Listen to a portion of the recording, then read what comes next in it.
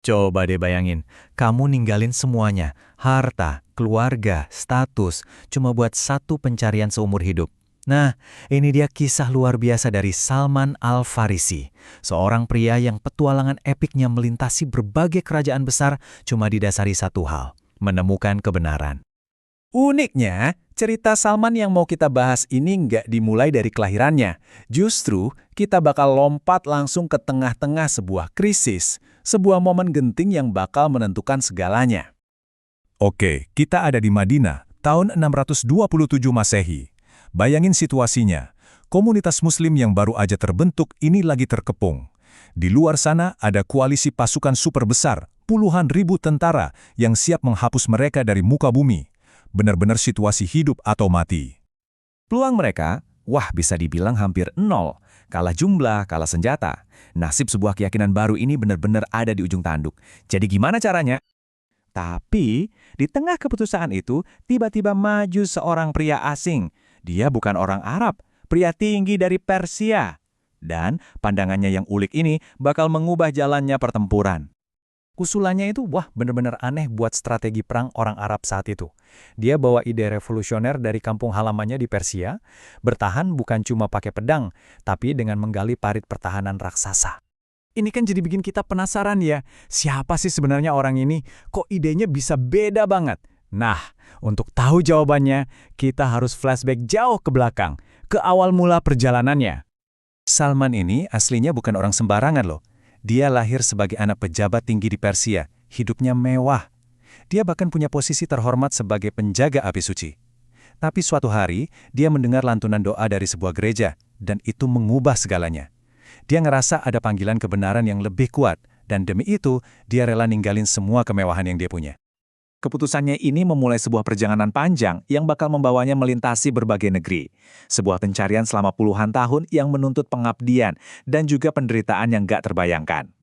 Perjalanannya dimulai dari Persia ke Suriah. Dia belajar dari satu guru ke guru lainnya. Sampai akhirnya, guru terakhirnya ngasih tahu sebuah nubuat penting. Akan muncul seorang nabi terakhir di tanah Arab. Penuh harapan, Salman berangkat ke sana. Tapi tragisnya, dia malah dikhianati dan dijual jadi budak. Dan takdir membawanya dalam status budak sampai ke Madinah, kota dengan banyak pohon kurma, persis seperti yang digambarkan dalam nubuat itu. Nah, disinilah momen puncaknya. Seluruh perjalanan dan pengorbanan hidupnya akan diuji. Apakah penantian panjangnya ini akan membuahkan hasil? Gurunya dulu pernah ngasih contekan, semacam checklist. Ada 3 ciri spesifik untuk mengenali sang nabi. 3 tanda inilah yang akan jadi ujian terakhir bagi Salman. Dengan cerdas, Salman yang statusnya masih budak memulai pengujiannya. Pertama, dia membawa kurma dan bilang itu sedekah. Benar saja, tanda pertama terbukti. Sang nabi nggak menyentuhnya, tapi memberikannya ke sahabatnya. Checklist 1. Di hari lain, dia datang lagi, bawa kurma, tapi kali ini sebagai hadiah. Dan tanda kedua terbukti, hadiah itu diterima dan dimakan bersama. Wah, harapannya makin membuncah. Tinggal tanda terakhir, tanda kenabian yang ada di punggung beliau.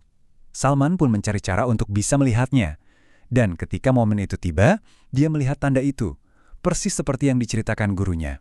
Saat itulah pencarian selama puluhan tahun itu selesai. Dia langsung memeluk sosok yang dicarinya seumur hidup itu, sambil menangis. Perjalanannya berakhir. Pencariannya memang udah selesai, tapi kisahnya belum.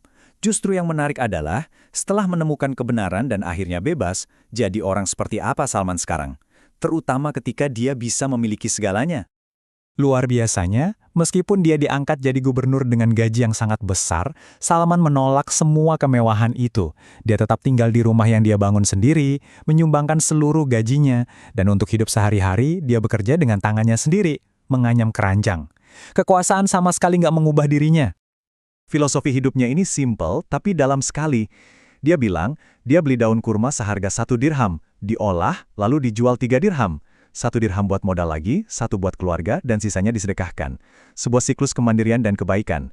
Bagi dia, inilah kekayaan yang sesungguhnya, bukan harta negara. Jadi kisah Salman Al-Farisi ini benar-benar bikin kita merenung. Perjalanannya yang ekstrim, dari pangeran jadi budak, lalu dari budak jadi pemimpin, seolah menantang kita untuk bertanya lagi pada diri sendiri, apa sih sebenarnya ukuran sejati dari sebuah kehidupan yang kaya itu?